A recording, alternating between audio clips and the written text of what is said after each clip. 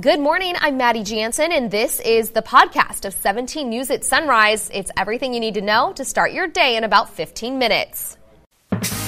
Working in the spirit of the Golden Empire, this is 17 News at Sunrise. Thousands turn out to a packed supervisors meeting to talk about the lifeblood of Kern County, oil. But even with hundreds speaking out, urging the governor to reconsider regulations, another group says there's another side to the story. We have the reaction coming up. A plane makes an emergency return to LAX, dumping fuel over a playground filled with children on its way. We'll tell you how it happened and how the kids are doing this morning. A McFarland church receives a makeover some 65 years in the making. Decades of worshiping under a leaky roof and asbestos concerns, and finally, the congregation's prayers were answered. This is Wednesday, January 15th, 2020. Good to have you with us. I'm Maddie Jansen alongside Alex Fisher, and I did see a little bit of fog out there this morning. Nothing too dense on my side, at least. Yeah, it was clear as a bell on my side on the northwest. I think it just depends on where you're at. Again, kind of what we've been seeing over the last couple of days, that patchy fog. So let's turn things over to Kevin Charette, who's got a look at your forecast, tracking it all. Yeah, it shouldn't be too much of a problem for today. If you're headed over the 58, you might run into some low clouds, and I think that's what Maddie was kind of seeing as she made her way into town. Yesterday, it was a nice day, a high temperature of 58 degrees, and we were slightly above the normal of 56. 74 was the record, and that was set back in 1938. And talking about fog, very little out there. Visibility is great from Bakersfield all the way up to the north, so you shouldn't have any major issues there. 39 degrees on the temperature for Bakersfield right now. We have a northeast wind at 5 miles per hour, and as we take a look at the day here, we're going to start out into the 30s and then 50s throughout the afternoon. Still expecting mostly sunny conditions. Tehachapi currently 28, definitely a chill there. A west-southwest wind at 6. 5 miles visibility out of the airport in Tehachapi. And we'll start out in the 20s, and then this afternoon we should be able to reach the lower 50s under mostly sunny skies. The chance of rain and mountain snow is on the way, but when? I've got the details on that coming up in just a little bit. But first, let's get a check of the morning commute with Alex. All right, thanks so much, Kev. And here's a look outside to the 99 at Airport Drive. And as you can see, things are looking pretty clear on that side of town. And although, like Kev said, we have a little bit of patchy fog in the area, things are looking pretty good across the county. No major incidents to talk about to start off your Wednesday morning. We'll have another check coming up in about 15 minutes. Your time now is 5:02, and it was a standing room only at the Board of Supervisors meeting yesterday. A massive crowd flooded the county administrative building to have their voice heard on Governor Gavin Newsom's new regulations on oil production and their impact on our local economy. Hundreds of people from the industry and some opposed to it made their voices known at the meeting. 17's Eitan Wallace was there from the beginning, and he has a recap. The nearly 6-hour-long meeting featured dozens of speakers, including members of the governor's administration. It was a packed house at the Board of Supervisors chamber Tuesday. Hundreds of people in attendance, including those from Kern's oil industry. Many voiced concerns over new regulations imposed by Governor Gavin Newsom. Regulations which include a ban on new permits for steam-injected oil drilling and a mandate that any new fracking projects must be reviewed by an independent panel of scientists. Those in the industry say the governor's policies could hurt the roughly 23,500 people either directly employed or associated with Kern's oil industry. Governor Newsom and elected officials in Sacramento need to understand that the decisions they make have significant impacts on the people and families in this community. In the 48 hours following the governor's announcement, Barry lost $354 million in market value, or nearly 40% of our stock value. The impact of this most recent effort by the governor, as well as his ongoing efforts to stifle the industry, will have a long-lasting negative impact on all of us, including Kern County. It's not just to make Californians export their wealth to Saudi Arabia. It's not just to put these folks behind me out of a job. And I think if we want to talk about justice, we shouldn't be talking about getting off of Kern County oil. We should be talking about getting more reliant on Kern County oil and less reliant on those that are coming in from other places. In attendance, high-ranking officials from the Newsom administration, including his legislative secretary, Bakersfield native Anthony Williams. As we move toward a stronger future for Kern County, that requires a more diverse, dynamic regional economy as well. These changes will not happen overnight, but they will come nonetheless. We are committed to applying a thoughtful and measured approach as we transition to a low-carbon economy that prioritizes leaving no one behind. Ingrid Brostrom with the Center on Race, Poverty, and the Environment believes the oil industry must work with the governor. The oil and gas industry is a dying industry, and if Kern County isn't proactive with planning now, with state investment on the table, there's going to be a huge opportunity loss, and the Kern County oil and gas workers are going to be the hardest hit. Supervisors said they want to work with the Newsom administration, but they acknowledge there are disagreements. If we do not effectively change the course that we seem to be upon, I don't think we have any choice but to take more measures. And one of those is I will ask my board to declare Kern County an oil and gas sanctuary in the state of California. Why would this administration pursue policies that will destroy domestic production in California, only to send our jobs and our treasure to these countries with terrible human rights records, little to no environmental controls? Why would we not instead produce our oil here, where we do it safely and responsibly? This, in my opinion, is the hypocrisy of the governor's attack on Kern County, and I don't think we're willing to accept it. So the big question, what action will come out of the meeting? Well, the board took two actions. First, supervisors will work to send a delegation to Sacramento to meet with the governor on oil. And second, the county will hire a consultant to write up an economic impact report about how the governor's regulations could impact Kern County. In Studio 8, Tom Wallace, 17 News.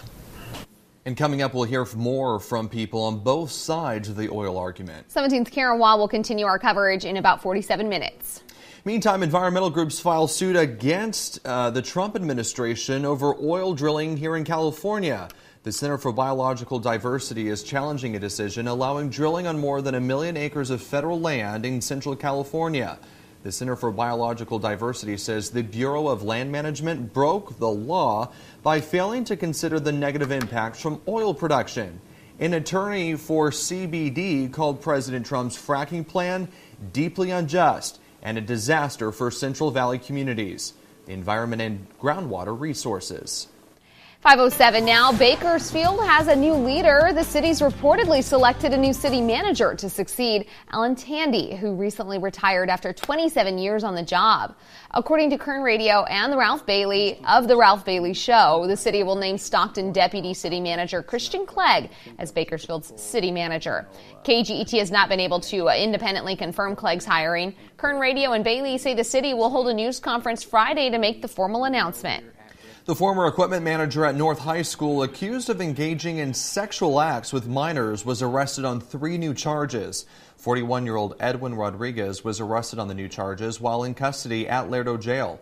Rodriguez has already pleaded not guilty to 24 charges filed in connection with allegations he sent sexually explicit messages to at least 8 juvenile students throughout Snapchat and had sexual contact with several students.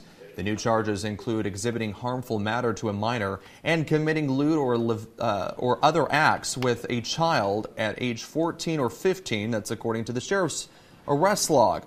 Rodriguez resigned from North High School following his arrest in February. 17 Court Watch now, nearly 7 years after an elementary school principal was accused of killing her husband. She takes a stand in her own defense. Leslie Chance answered questions yesterday from her attorney, Tony Lidgett. Lidgett spent most of the morning showing Chance photos of family vacations in 2013, the summer before her husband was killed. Lidgett asked if Chance knew about text messages and photos that were exchanged between her husband Todd and his former fiancée Carrie Williams. Chance said she had no idea about the text messages.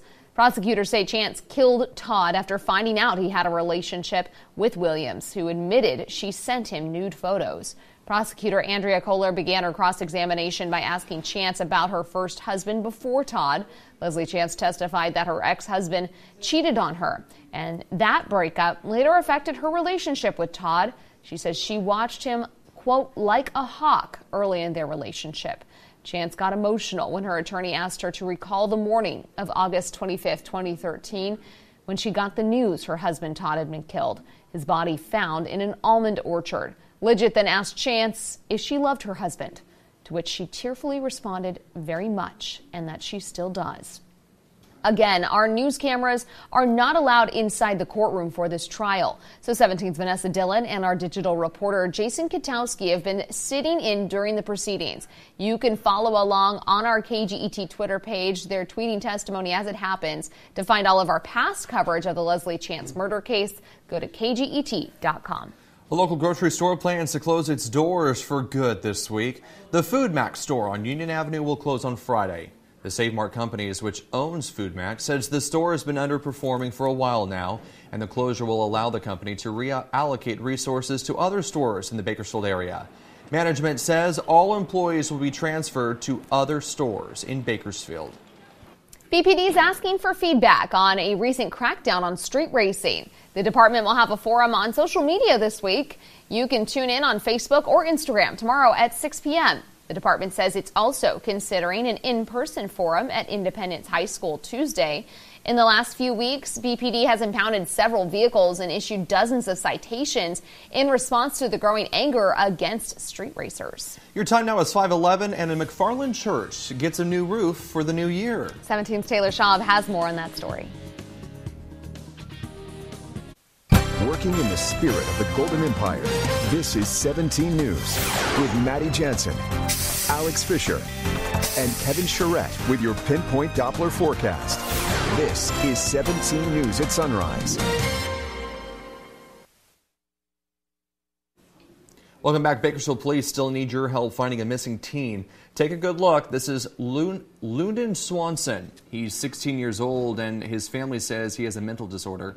He has not been seen since Monday night on West Home Boulevard, just blocks away from Actis Junior High School. If you've seen him or know where he is, please call BPD at 327-7111. A McFarland church received a makeover, some 65 years in the making. One of the city's most iconic buildings, the Church of the Living Savior, has been trying to get a new roof for years. McFarland's oldest place of worship had leaks and asbestos concerns. That's when a local roofing inspector came to their aid, showing them how to get the renovations paid for in full. 17's Taylor Schaub has that full story coming up this morning at 6. Calling all actors, you have a chance to be in the spotlight for a new movie being filmed right here in Bakersfield. Netflix is searching for paid movie extras for their next feature film. Men and women from all ethnicities are encouraged to try it out. The casting call is Sunday, January 19th from 11 a.m. until 3 p.m. at the Bakersfield Marriott at the Convention Center. Filming will follow on January 24th and 25th. Valentine's Day is about a month away, and you can help make it extra special for local veterans. Congressman TJ Cox is collecting Valentine's cards for veterans. You can deliver mail and Valentine cards to Cox's district office in Bakersfield at 2700 M Street. The zip code 93301, and the deadline is February 11th. The Delano Police Department is collecting small and medium-sized teddy bears to give to kids on Valentine's Day. And you can drop off stuffed animals in the department lobby at 2330 High Street in Delano through February 12th. The bears will be given to kids ages 2 to 6. The Virtual Enterprise State Conference and Exhibition is happening later today. Students from high schools across Kern County and state are coming together to participate in this conference. There will be about 1,500 students at the event. Both Bakersfield High School and Centennial High School's Virtual Enterprise teams have previously won first place in the national competition. Today's conference is happening at Mechanics Bank Theater and Convention Center. 6 Democratic presidential hopefuls battled it out last night in Iowa. We've got a recap of the debate coming up. KGET Business Watch is brought to you by Grapevine MSP Technology Services, the Valley's leading IT service provider. Welcome back in your Business Watch. A preliminary trade deal between the U.S. and China is expected to be signed by President Trump and Chinese leaders today. The document, which still is under wraps, is estimated to be more than 80 pages long. Presidents typically don't sign such bilateral deals, and trade agreements are usually reviewed by Congress, allowing time for lawmakers to vet their terms. Typically, those with a direct interest, business groups, farmers, lawmakers, trade lawyers, have the chance to run through every detail. However, that's not the case this time. The Trump administration and Chinese leaders say it's because of promises by Beijing to go beyond prior commitments made on intellectual property theft. It's also an effort to not force U.S. companies to hand over their technology, as well as a pledge from China to buy $200 billion in farm goods and other products made by the U.S. over a 2-year period. FedEx Ground Services is no longer on a blacklist for Amazon Prime deliveries. The online retailer lifted a temporary ban that prevented third-party sellers from using FedEx Ground and Home services for Amazon Prime packages. The ban was imposed last month because Amazon was concerned about FedEx's delivery time during the holiday shopping season. But those sellers were still allowed to use the more expensive FedEx Express service. FedEx stock jumped 2% after the new announcement. Amazon's still trying to build up its own shipping network, which can hurt shipping giants FedEx and UPS in the long run. Alex?